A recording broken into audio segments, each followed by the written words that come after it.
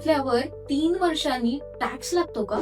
लोक म्हणतात 3 वर्षांनी प्लॉट विकला तर टॅक्स लागणार नाही, पण ही निव्वळ अर्धवट माहितीये आणि याच गैरसमजामुळे बरेच लोक लाखोंचा टॅक्स भरतात.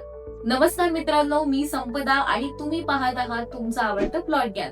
आणि आजच्या व्हिडिओमध्ये मी तुम्हाला सांगणार आहे या 3 वर्षाच्या टॅक्स मागची खरी कहाणी. सगळ्यात आधी तर तुम्ही एक गोष्ट क्लिअर करा की टॅक्स घेतल्यावर नाही तर विकल्यावर लागतो. जर तुम्ही प्लॉट 2 वर्षाच्या आत विकला तर तो शॉर्ट टर्म कॅपिटल गेन मध्ये मानला जातो आणि प्रॉफिट तुमच्या इन्कम मध्ये ऍड केलं जातं. म्हणजेच काय तर नॉर्मल इन्कम टॅक्सच्या स्लॅब प्रमाणे टॅक्स.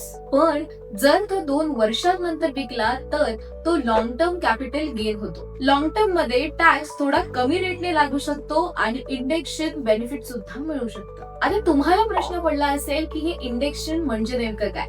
तर इंडेक्शन म्हणजे महागाईचा फायदा धरून केलेलं प्रॉफिट कॅल्क्युलेट, म्हणजेच टॅक्स कमी लागू शकतो. पण लक्षात ठेवा, टॅक्स कधी 0 होत नाही.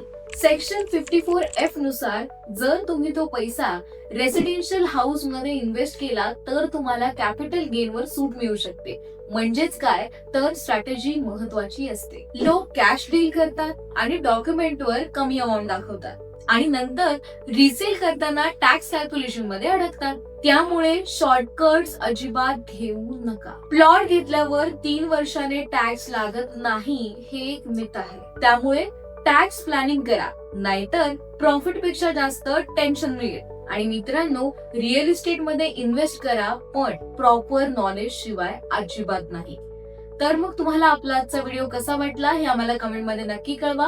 व्हिडिओला लाईक करा, शेअर करा आणि अशाच नवनवीन व्हिडिओसाठी तुमच्या आवडत्या प्लॉट ज्ञानला सबस्क्राईब करायला अजिबात विसरू नका. भेटूया एका नव्या व्हिडिओ सोबत.